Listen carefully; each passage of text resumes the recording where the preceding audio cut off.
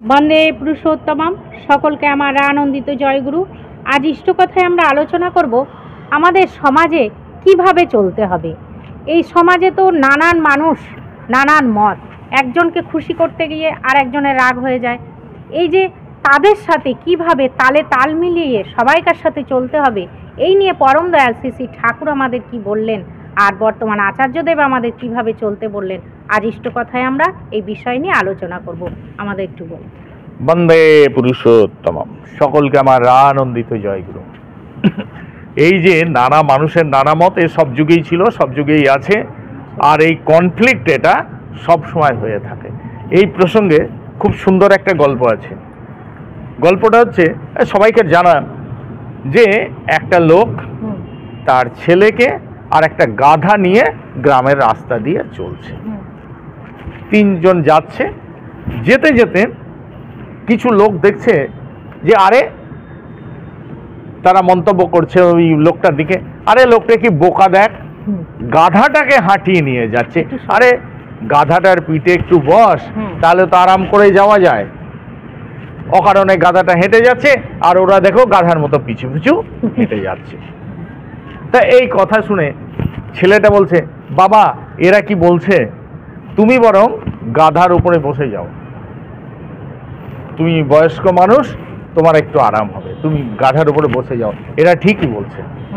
তা এই কথা শুনে লোকটা যাক গাধার পিঠে বসে চলছে, ছেলেটা ওই পিছু পিছু হেঁটে যাচ্ছে। কিছু দূর যাওয়ার পরে কিছু দূর মহিলা একদল, তারা দেখেছে, আরে দেখেই বলছে, দেখেছো লোকটা কি নিষ্ঠুর, বাচ্চা ছেলেটাকে দেখো পিছু পিছু হাঁটিয়ে নিয়ে যাচ্ছে, একটু মায়া দয়া নেই ছেলেটার উপর। এই কথা শুনে লোকটা বলছে ছেলেটাকে, বাবা দেখেছো এরা কি বলছে, তুমি বরং এখানে এসো। ছেলেটাকে গাধার পিঠে চাপিয়ে দিল, দেবার লোকটা তার পিছু পিছু যাচ্ছে। কিছু দূর পরে আবার একদল লোকের সাথে দেখা, তারা দেখে বলছে, দেখেছো আজকালকার ছেলে কেমন, বুড়ো বাবাটাকে হাঁটিয়ে হাঁটিয়ে নিয়ে যাচ্ছে আর ও নবাবের মতো গাধা চেপে যাচ্ছে। এই কথা শুনে ছেলেটা বলছে, বাবা এরা কি বলছে, তুমিও বরং এখানে এসো। দেখুন, হ্যাঁ, বাবা ছেলে দুজনেই গাধার পিঠে চড়ে যাচ্ছে। তা যখন চড়ে যাচ্ছে, কিছু যাওয়ার পরেই আর একদল লোক বলছে, আরে দেখেছো এরা কেমন নিষ্ঠুর, এরা দুজনে ওই একটা বাচ্চা গাধার উপর চেপে যাচ্ছে, বরং এদের উচিত ওই গাধাটাকে বহন করে নিয়ে যাওয়া। গাধাটা এত কষ্ট করে টানতে পারে এদের, এই গাধাটাকে বরং ওদের বয়ে নিয়ে যাওয়া উচিত। তা সেই কথা মতো তখন বাবা ছেলে দেখছে, হ্যাঁ তাও তো বটে, গাধাটার প্রচুর কষ্ট হচ্ছে, তখন ওরা দুজনে একটু ব্যবস্থা করে সেই বাঁশটা দড়ি টড়ি নিয়ে গাধাটাকে কাঁধে নিয়ে যায়। এই দেখা দেখি আবার একদল লোক হাসায়, আরে এই দেখেছিস দুটো গাধা কেমন, আর একটা গাধাকে এরকম করে নিয়ে যাচ্ছে, এই টিটকারি মারছে। তা তখন বলছে যে, দেখেছো এরা কি বলছে। ছেলেটা যখন বলছে, হ্যাঁ বাবা চলো একে নামিয়ে দাও, আগে আমরা যেভাবে যাচ্ছিলাম ঠিক সেইভাবেই চলবো। সবাই নানা কথা বলবে। এই গল্পটা থেকে, এটা অনেক দিনের একটা গল্প, যে আমরা কি শিখি, যে আমরা যদি সবাইকার কথা শুনতে চাই তাহলে কিন্তু নানা মানুষ নানা কথা বলবে। পরম দয়াল শ্রী শ্রী ঠাকুর বলছেন, you are for the Lord, not for others, you are for the Lord and so for others. এই প্রসঙ্গে আরেকটা ঘটনা মনে করেন, আমাদের একটা সৎসঙ্গ উৎসব করবেন একজন ঋত্বিক দাদা, শ্রী শ্রী বরদাকে গিয়ে জিজ্ঞাসা করছেন, কোন জায়গায় যাবেন উৎসবে, যে পাবলিককে কি করে খুশি করা যায়। শ্রী শ্রী বরদা এটা শুনে বলছেন, এটা ছিল আমাদের নিরঞ্জন জ্যাঠামশাই, নিরঞ্জন দা আপনি পাবলিককে খুশি করতে চান, আপনি শ্রী শ্রী ঠাকুরের এতদিন সঙ্গ করলেন, শ্রী শ্রী ঠাকুরের সঙ্গ করে আপনি পাবলিককে খুশি করতে যান। উনি তখন তো বুঝতে পেরেছেন, বলছেন না না আমার অন্যায় হয়ে গেছে, আমি বুঝতে পেরেছি, আপনি মাফ করবেন। তারপরে উনি আমার এই ঘটনাটা বলেছিলেন যে শ্রী শ্রী বড়দা বলছেন কি, তুমি ঈশ্বরের জন্য আর কারোর জন্য নয়, তুমি ঈশ্বরের জন্য, তাই তুমি সবার। এই জিনিসটা আমাদের কিন্তু মাথায় নিয়ে চলতে হবে, তাহলে কিন্তু জীবনে সমস্যা হয় না। আর এই জিনিসটাকে আমাদের বর্তমান আচার্যদের খুব সুন্দর করে এখন বুঝিয়ে দিলেন। কেমন বুঝিয়ে দিলেন? সেই জন্য শ্রী শ্রী ঠাকুর বলেছিলেন কি, দীক্ষা নিয়ে শিক্ষা ধরিস আচার্যকে করে সার, আচরণী বোধ চয়নে জ্ঞানের সাগর হনা পার। আমরা যদি এইসব ঘটনাগুলো দেখি তাহলে হয়তো শ্রী শ্রী ঠাকুর তো সেই সময় তার ভক্তদের জন্য বলেছেন, তিনি তার মতো করে বলেছেন, কিন্তু আমাদের ওই বোঝার ক্যাপাসিটি হয়তো তো নেই। সেই জন্য কি হয়, সবসময় আচার্য সঙ্গ করতে হয় এবং তিনি কি বলছেন সেইভাবেই এটা চলতে হয়, চলতে তো হয়। তারপরে এটা বলতে গেলে আচার্যদের বলছেন যেটা বলছেন, এই যে আমরা সবাইকার সাথে কি করে চল, এইটাই আমি বলছি। আচার্যদের বলছেন আমি সবাইকার সাথে চলতে যাব কেন, সবাই আমার কি, সেই তো আমি চলবো আমার ঠাকুরকে নিয়ে, আর সবাই চলবে আমার সাথে। এই যে শ্রী শ্রী ঠাকুর বলেছেন না, you are for the Lord not for others, you are for the Lord so for others. তাই শ্রী শ্রী পরম পূজ্যপাদ আচার্যদেব বলছেন আমি চলবো শ্রী শ্রী ঠাকুরকে, তার নিয়ম নীতি, তাকে খুশি করার জন্য, তার নির্দেশ মতো, আর সবাই জগৎ চলবে তাহলে আমার সাথে।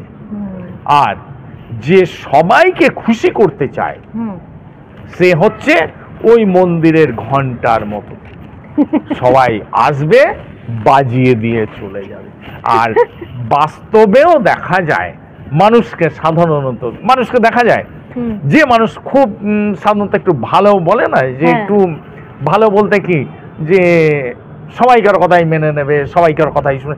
আমাদের কিন্তু একটা ধারণা আছে ভালো মানুষ মানে সে ঠকে আসবে, ঠকে আসে সেই হচ্ছে ভালো মানুষ।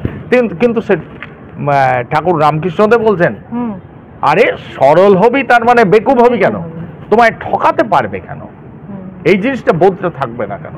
শ্রী শ্রী ঠাকুর কিন্তু বারবার বলছেন সরল হও কিন্তু বেকুব হও না। তাই বলছে যে ওই সবাইকে নিয়ে চলতে চায়, সে ওই মন্দিরের ঘন্টার মতো, তাকে সবাই ওই বাজিয়ে দিয়ে চলে যাবে, ঠিক আছে, বাজিয়ে দিয়ে চলে যাবে। আমাদের চলতে হবে শ্রী শ্রী ঠাকুর যা বলছেন সেইভাবে। তাই শ্রী শ্রী ঠাকুর বলছেন নিজত্ব হারিয়ে কাউকে খুশি করতে যেও না, তাহলে তোমার দুর্গতির সীমা থাকবে না।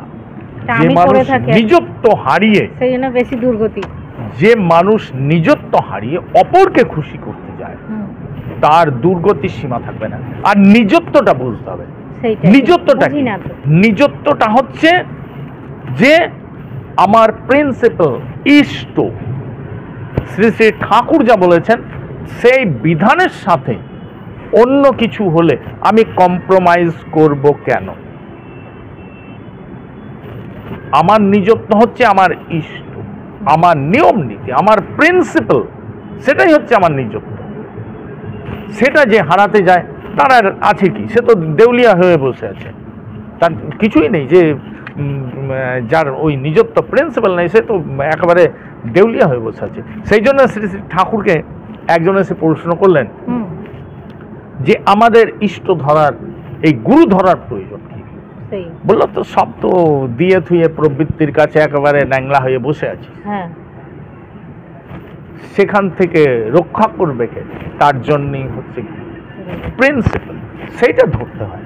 আর এইটা ধরে না চললে, গুরু ধরে না চললে, নিজত্ব গুরুকে খুশি না করতে গেলে জীবনের সফলতা হওয়া যায় না। স্বামী বিবেকানন্দ সেই কথাই বলেছেন যে জীবনে সফল হওয়ার একমাত্র চাবিকাঠি হচ্ছে গুরুর নির্দেশিত পথে চলা, বিনা আপত্তিতে বিনা ওজোরে তাকে খুশি করতে চলা, সেটাই হচ্ছে জীবনে চলার সঠিক পথ। তাই আমরা সবসময় ইষ্ট ধরে চলবো, তিনিই আমাদের আসল। ঠাকুর ধরে চলবো, অন্যকে খুশি করার জন্য। আর এইটা যেন মাথায় থাকে, you are for the Lord, not for others. You are for the Lord and show for others. আর ইষ্টকে পূরণ করা মানে, ইষ্ট তো মঙ্গল, সবাইকে পূরণ করা হয়, সকলের সত্যিকারের, তখন সকলকেই খুশি করা যায়। ঠিক আছে, ইষ্টকে খুশি করলে মঙ্গল, জগতের মঙ্গল হয়, এতে সকলেরই সুবিধা হয়। আর নালে যদি আমরা কাউকে পার্টিকুলার কিছু দেখতে যাই, কাউকে কোনোদিন খুশি করতে পারবো না, আর কোনোদিন খুশি হবে না। আর আসলে কাউকে খুশি করতে মানে তার প্রবৃত্তিটাকে যোগান দেয়া, তোষণ দেয়া, তার প্রবৃত্তিতে পোষণ দেয়া, তার সেটা ক্ষতি করারই একটা সামিল হয়ে দাঁড়ায়। সেই জন্য পরে সেও শত্রু হয়ে দাঁড়াবে। তার কারণ বলবে, তোমার এইটার জন্যই আমার এই ক্ষতিটা হয়েছে। কারণ তাকে খুশি করতে যাওয়া মানে কি, তার প্রবৃত্তিটাকে খুশি করতে যাওয়া। আর প্রবৃত্তিটাকে খুশি করতে গেলে সে তো তার খারাপই হবে, সে খারাপ পথেই যাবে। আর খারাপ পথে গেলে পরবর্তীকালে সে তাকে তো উল্টে বলবে, এটাই হচ্ছে খুব স্বাভাবিক। তাই আমরা সবসময় গুরুকে ধরেই চলবো, তাকেই খুশি করার জন্য চলবো। জয় গুরু। আজ আমরা খুব সুন্দরভাবে জেনে নিলাম, এই যে গুরুকে যদি আমরা খুশি করি, তাহলে আমাদের সবাইকেই আমরা খুশি করতে পারবো।